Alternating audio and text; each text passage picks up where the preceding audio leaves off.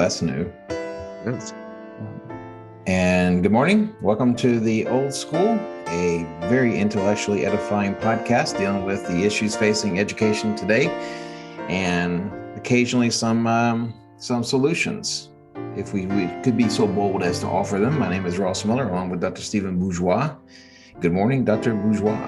Good morning. I almost called you Dr. Miller, but Mr. Miller, Herr Miller, as we sometimes say. I feel like a doctor sometimes. Yeah, you could get an honorary or who knows. I could do that. If this podcast gets big enough, maybe I get an honorary doctorate. I don't have to actually do one. Well, we have as I've said before, a small but loyal audience. They're very valued to us. So what are we doing today? What are you doing?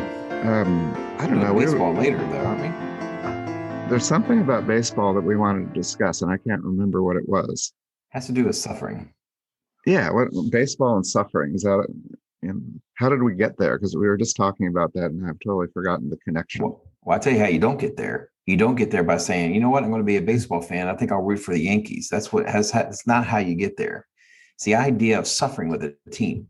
Okay. And you suffer in many small, immeasurable ways. You know, not just the team losing, but say not being able to get a foul ball until you're 48, 49 years old. Okay, that was it. So you told that story to me that you finally got a foul ball. Was it in? It was here in our local stadium, Texas Rangers. Yes. And you assaulted a young kid to get it. Is that what happened? No, I didn't assault a young kid. Well, you took that. I will say though, this whole thing about giving a ball over to a kid, I reject that out of hand. Because that kid needs to suffer, just like I suffered for 48 years not getting a foul ball. That kid needs to learn that life is not all about getting what you want. There's suffering involved. So you told the kid that, or the parents, as they were wondering why. I didn't tell anybody that. There was no kid near where I got the foul ball. I just happened to have my cat-like reflexes, and I got the ball. I always said that if I would not chase for a foul ball, I'm not going to fight for a foul ball. This thing is like $3 at an academy. I'm not going to fight for a ball. But if it comes to me, I ain't giving it to a kid. That kid needs to learn. I'm not going to comment. I'm just going to let that sit into the listeners. Yeah. That's Ross Miller, everybody. Part of my education philosophy, by the way. It is. Well, we're going to connect that because we're talking about not pain and suffering intentionally, but pushing students specifically to failure, and that's going to be our topic. And we have a guest. It's our first time. Holy cow, we got a guest. I know. He just jumped in on the Zoom, and here he is. But he's a friend of mine. We've worked together. Actually, the three of us have worked together. We may not all know it for the same organizations. Kind of interesting. But it's a pleasure to introduce Chris Stevens, who is a head of school in Kansas. Chris, welcome. Thank you. Good to be here. Well, excellent. Well, why don't you start out by just giving us a little background about what you're doing right now about your current school, and then I think Ross is going to ask a question to get us into our topic. So I'm in Salina, Kansas at Cornerstone Classical School. And this school is 6 years old. There were a bunch of parents who wanted a private Christian school option in this town of about 50,000. And I don't think they necessarily knew a lot about education, but they visited around and they happened to visit another classical school. And they saw some seventh graders talking about Plato, probably the Credo or the Apology or the Phaedo, one of those three probably. And they said, that's what we want. And not knowing much more than that about classical education, they decided to start a classical school. And they had 48 students that first year, preschool through grade 6.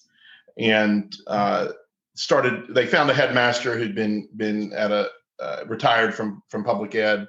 And that first year, they started advertising for a headmaster who knew something about classical education. And I, at the time, was working the same place you were, Dr. Burgess, but not in Texas, but in another state, and saw that ad for a headmaster, and never been to Kansas before I came here to interview, and really liked the idea of a startup school something I could really put my fingerprints on, and a place where I could teach people what classical education is, and what my vision for educating children is. And so I've been here for 5 years. We just finished our sixth, of course, with 100 students, preschool 3 through grade 11. Wow. Well, with the so given your experience, I'm wondering what brought you to classical education. I mean, is, because we've been talking about at different times, like different models and how people approach education, and they do it in various ways, and some creative, some not so creative, or and it comes down to how effective things are, what have you. What was your path to like classical, to the classical model? Was it just the opportunity to be a headmaster? Was this an idea that started to foment within you prior to? Yeah, so definitely unplanned. I went to St. John's College in Annapolis, Maryland, which is known as a great book school. It's in the classical tradition, and enjoyed that. But I'm a fifth kid out of 8, so I just sort of took whatever came to me. It wasn't very picky, and for better or for worse, that's kind of how I chose my college. And my parents liked it, and they said, "We like this. You should go here." So I went there, and then moved to Texas for grad school, and after that started working in Dallas public schools, and didn't really like it, and saw an opportunity for head of middle school at a classical school in Dallas, and applied and received that position. And that was really my first exposure to classical education at the grade school level, middle school level. And it just made sense to me. I can remember early on in that experience watching a video from these people who run a Charlotte Mason school in Fredericksburg, Texas. And they're talking about motivating students. And they said, what you draw them with is what you draw them to. And my experience working with children in both church and in education had been that you draw them with something other than what you want them to love, like candy or extra recess or whatever it might be. And what they said made a lot of sense to me, and it dawned on me that that's kind of how you train a dog. You have the little snack, and the dog does the paw shake or the stand on its back legs or whatever, and then you give them the snack, and they learn to love. They don't love doing the paw shake. They like the snack, and it from that point on,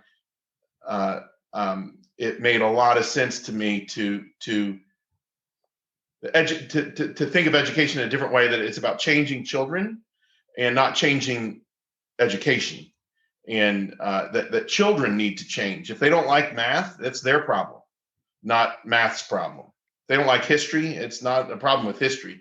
These things are great gifts. People spend their lives, for millennia, they've spent their lives studying these things. And then we think we need to take a child and entice them to study history or math or science with extra recess. Well, you've just made a mockery of one of the greatest gifts to mankind, which would be the academic disciplines, which make life so much better. And so the school I was at, the classical school I was at, was unique in that they really thought that way about motivation. And so I don't know if all classical schools do, but that made a lot of sense to me. And I suppose the classical emphasis on having children memorize, because they're good at it and they like to know things. And so that's what classical schools do with elementary children. They have them memorize, and they can memorize a heck of a lot. And so those things made a lot of sense to me. And that really was my entry into classical ed at that school. And motivation and the content, but probably the motivation piece made more sense to me than anything else. Well, Dr. Bourgeois is going to talk to you a little bit about, or is going to redirect us towards this kind of central theme we're going to deal with. But I'm just kind of curious. I have some experience with the state of Kansas, as my lovely bride hails from the state, and so I've spent time there. Is there a large footprint of classical education in Kansas, or are you kind of like a lone voice in the woods, or? I think in this town, I'm a lone voice in the woods. So there's a Catholic school here, and then a public, here we might call urban public school district. But I think there may be about 7 classical schools in Kansas. So this is, I would consider what I'm doing here very much pioneering.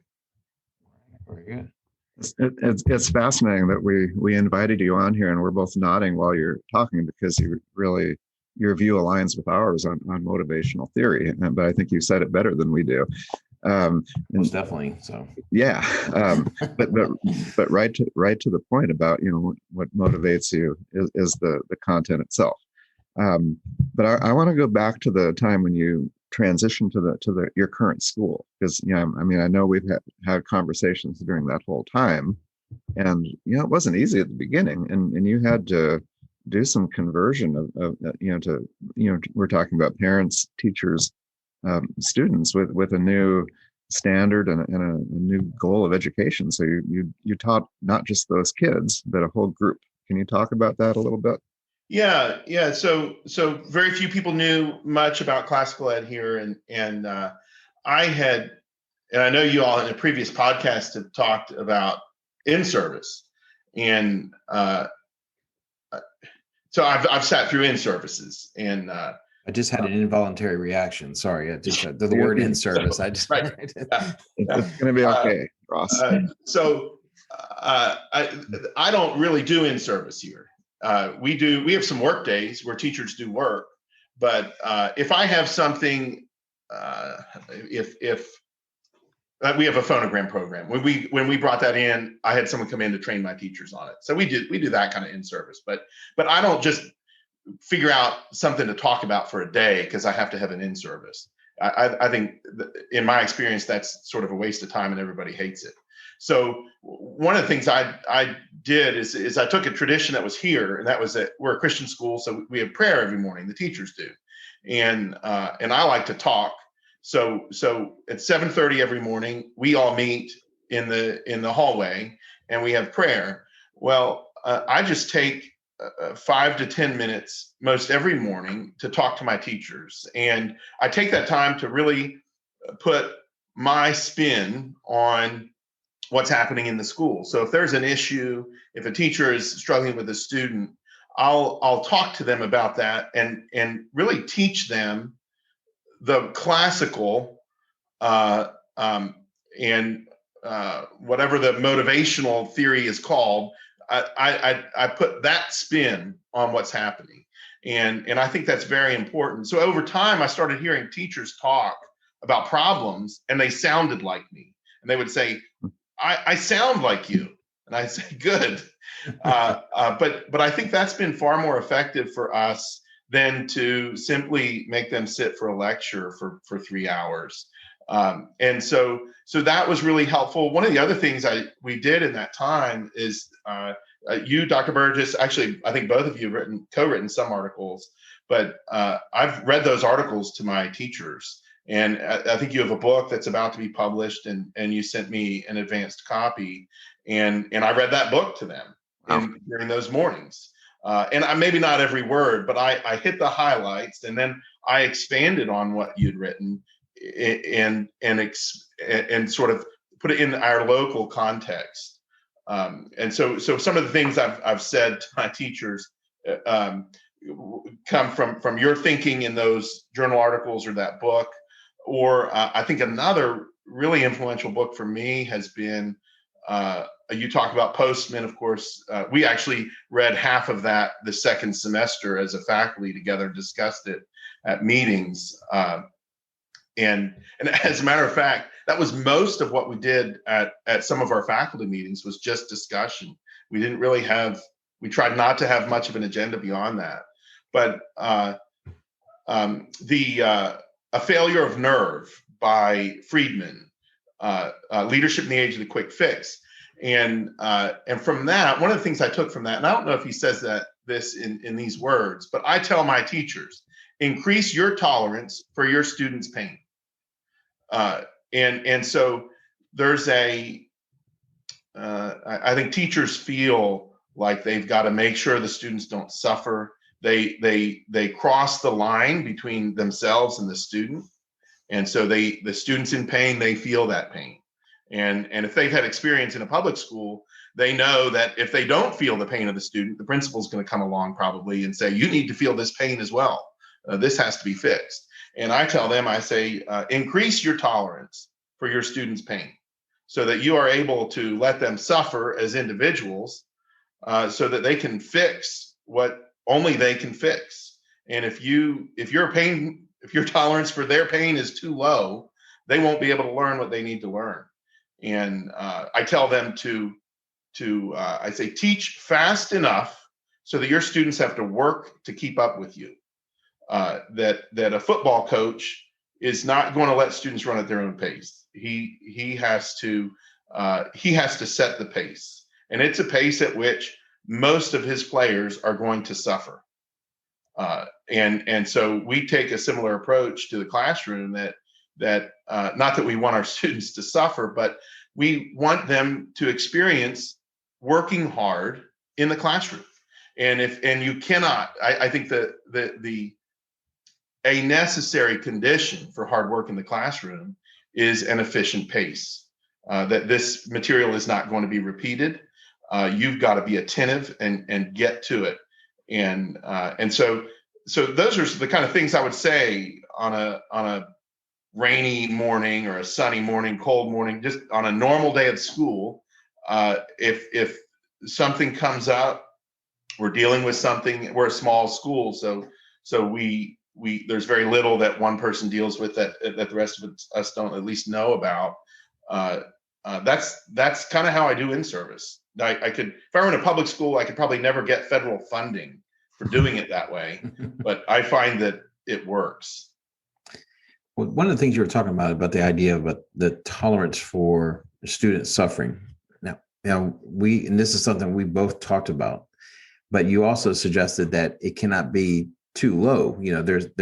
Because you don't want to unnecessarily suffer. If I understood your point correctly. So I'd imagine that the toughest thing to teach or to instruct or to try to train is to know the line where the teacher then can step in, and so how do you kind of instruct on how to make that determination? Where is the line and how does the teacher recognize it? I think that's very hard. I think one of the most difficult things a teacher has to learn is what not to say, and because it's easy to say too much. And so there is an optimal amount of I'm going to sound like a terrible headmaster. There is an optimal amount of suffering, or you might just say effort, right? I think effort might be another word that certainly the football player sweating it out on the field at practice is expending effort. I think one, it helps to be small. So my class size is max at 15. So we get to know our students pretty well. And I think teachers pretty quickly benchmark children, not intentionally, but they know when this child's having a good day, they know what they can do. And then we've seen a lot of kids over the years. I mean, over time, you see a lot of students, and simply that repetition of students, with most of them around the average, gives you a pretty good idea of what a student can do. And so I think it's something that's really hard to teach. I think teachers have to talk about it. They have to go to the teacher who taught that child the year before and say, look, this is what I'm dealing with. What do you think about this? And we'll talk about it. But one of the things I think is so important is that you have to be able to fail in that process. The teacher has to be able to fail in that process. To find that line, to find that point at which the child is failing and they can't help it. So you need to know where that is, and it's the same place for most students, because obviously the average is in the middle, and that's where most of the people are. But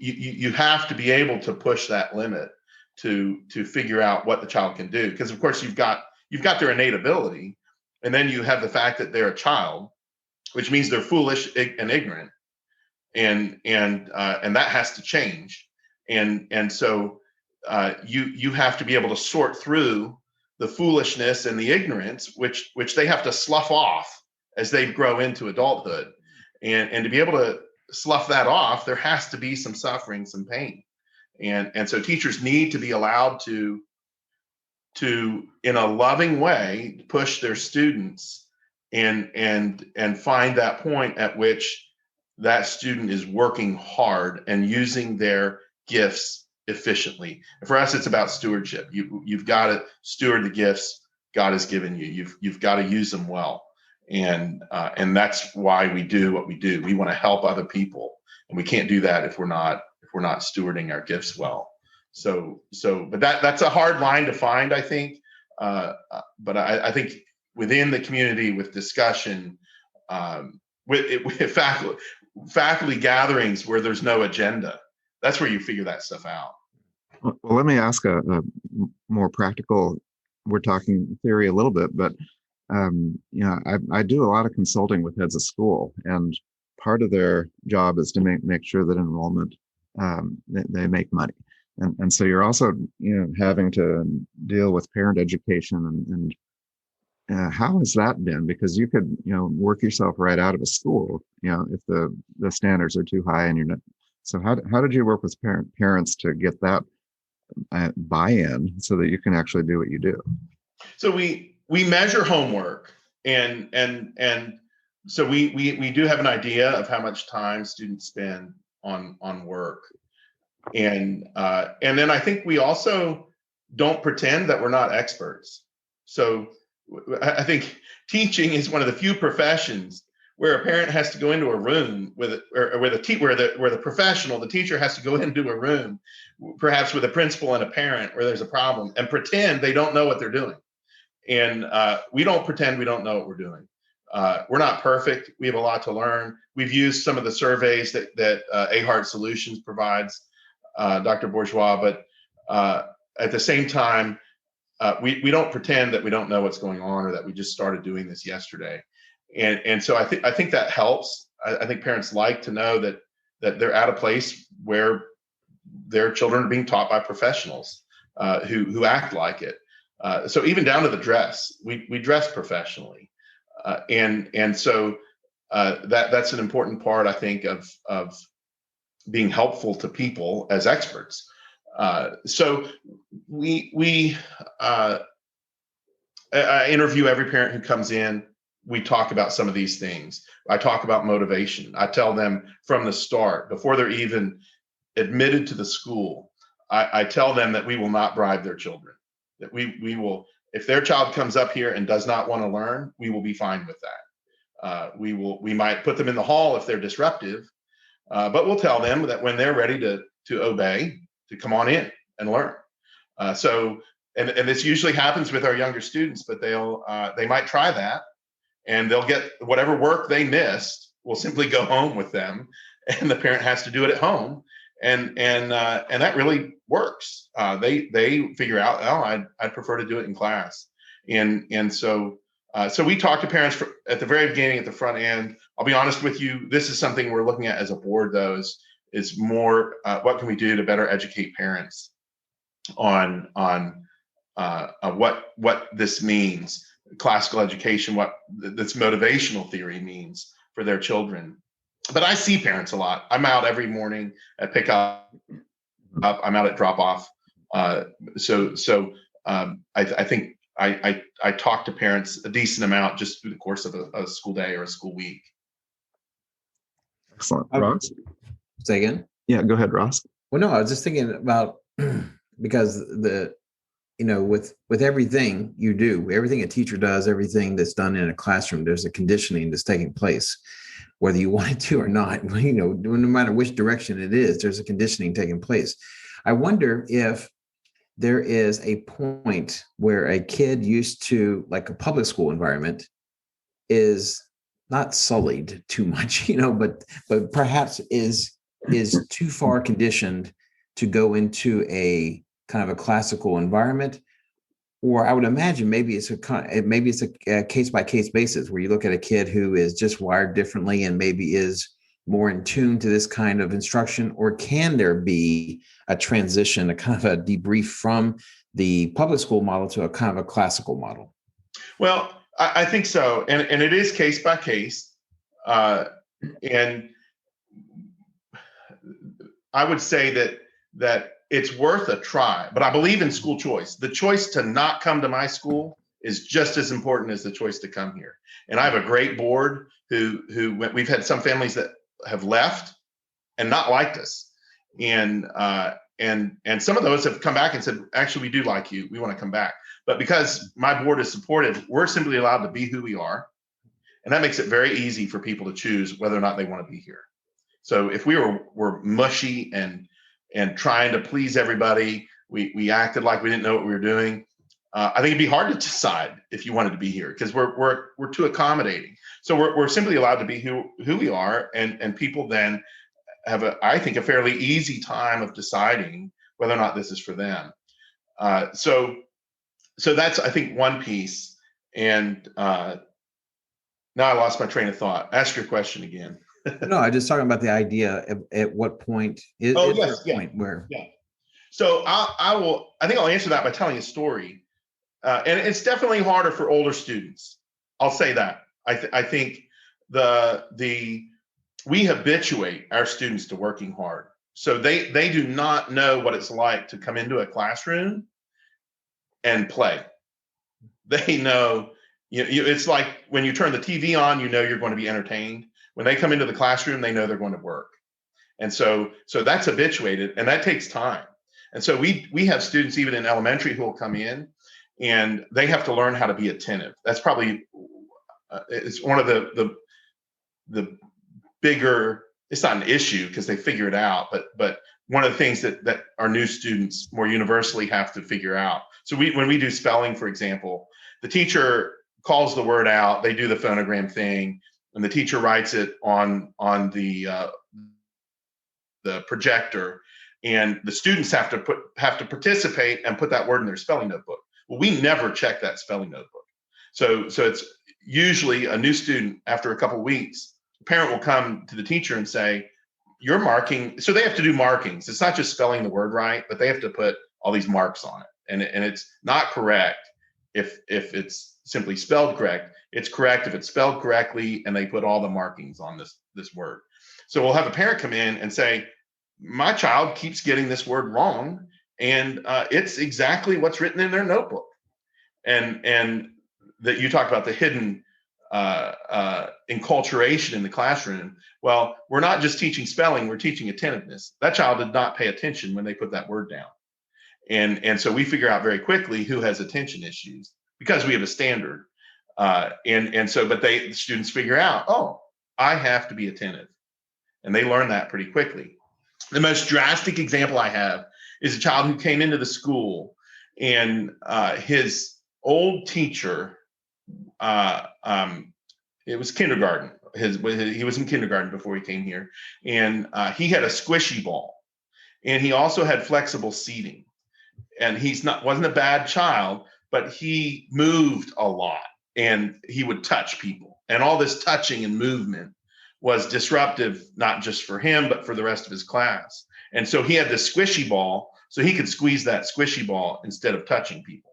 And then he had flexible seating, I guess, because he couldn't sit still. I don't know, but he had a pretty big file, and so I interviewed them, and I talked to the teacher, and I said to the teacher, "Can he help this?"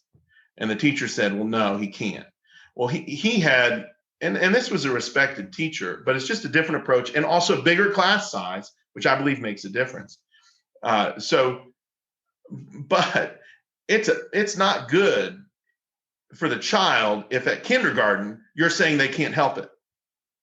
That's the last thing I say about a student.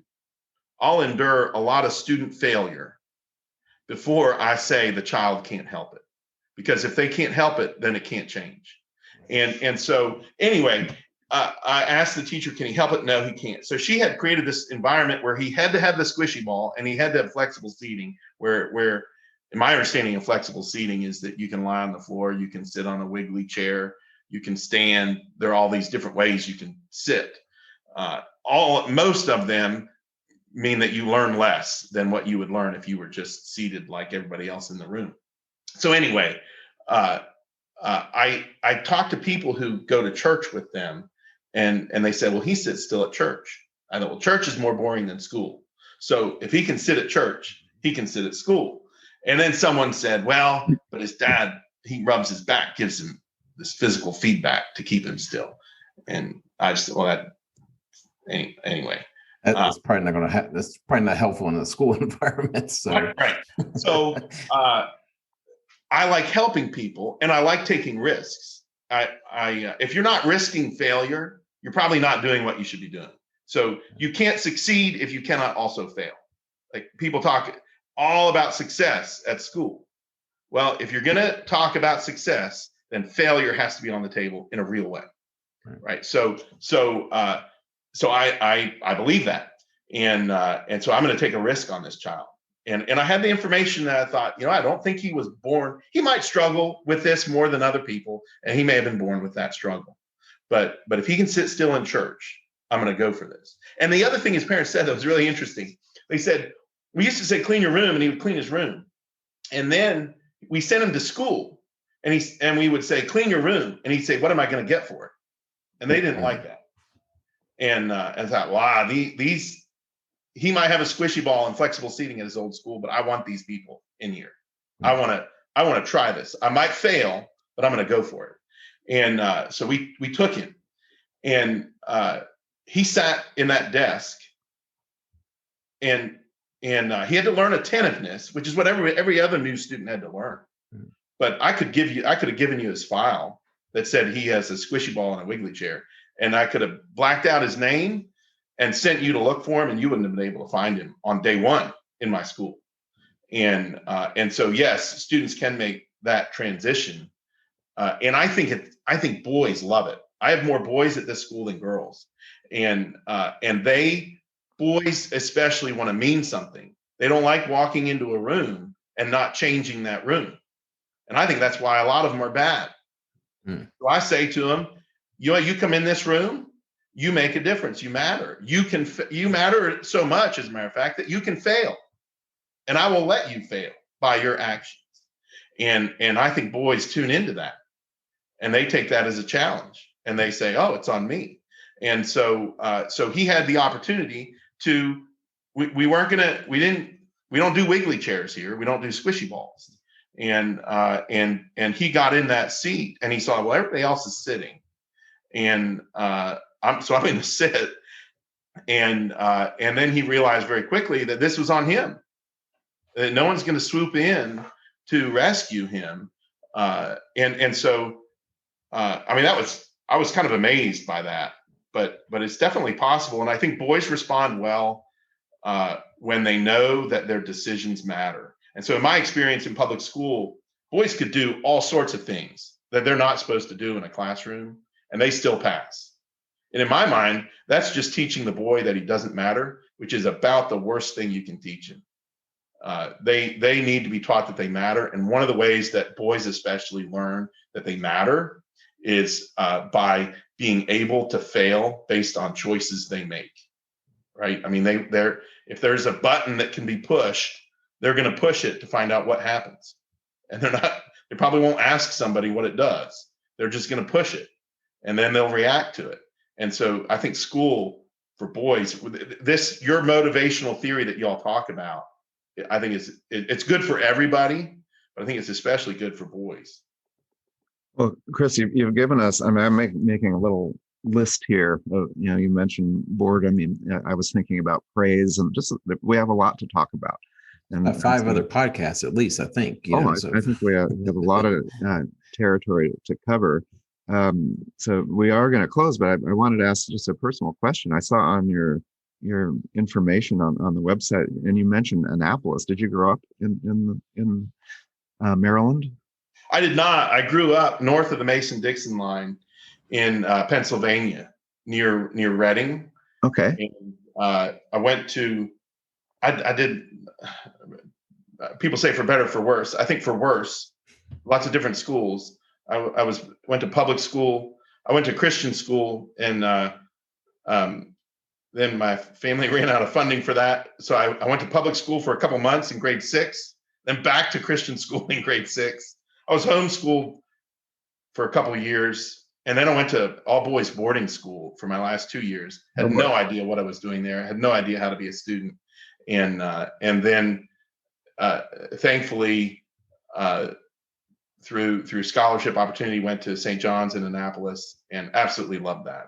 Wonderful. Well, I was thinking, that because Ross he grew up in Baltimore, and I thought you all seem to agree on everything. I wonder if you're like unlost brothers or something. I don't know.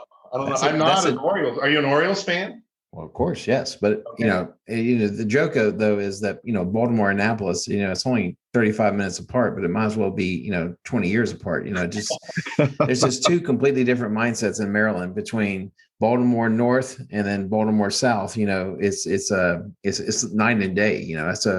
That's a different scene down in the capital. So Yeah. Well, they say hi, hun. Isn't that Baltimore? Yeah, hey, hun. Yeah, how you doing? But I had to get rid of that when I moved. Because strangely enough, people outside of Maryland don't appreciate being called hun. No, they wouldn't. Well, yes, it was a learning curve for me when I left the great state of Maryland. Well, I'm glad you've become more civilized as you've gotten much, much older now. Well, this has been fun. Mr. Stevens, thank you for being with us. Thanks for having me. Yeah, it's been a blast. And Ross, I don't know if it's going to be the two of us together next time, or we'll bring somebody else to mix it up. But your interviewing skills are above average, I would say. Well, that classical education kind of makes you wonder. It's like, hey, he's a classical school. He probably knows how to count with Roman numerals. That's the. I think a lot of people think of classical education. They just, they think classical, they think Rome, they think Greece or what have you. But, maybe those folks had it right the first place. Maybe we need to change to the metric system and then to the Roman numerals or something like that. Or so that was your takeaway from all this is the Roman numerals. It's just one of those inappropriate questions that pops in your head amidst all the more highfalutin questions. You're sitting there going, I wonder if you can count to like 1,000 in Roman numerals. I'm not taking any quizzes. No testing. We hate tests. All right. Well, we're gonna call it good. So I'm gonna say goodbye to Mr. Stevens. Goodbye, Mr. Stevens. Goodbye to Mr. Miller. Bye, Mr. Miller. All right. And so long, Dr. Bourgeois. Yes. All right. Thanks again. I'm gonna pause this.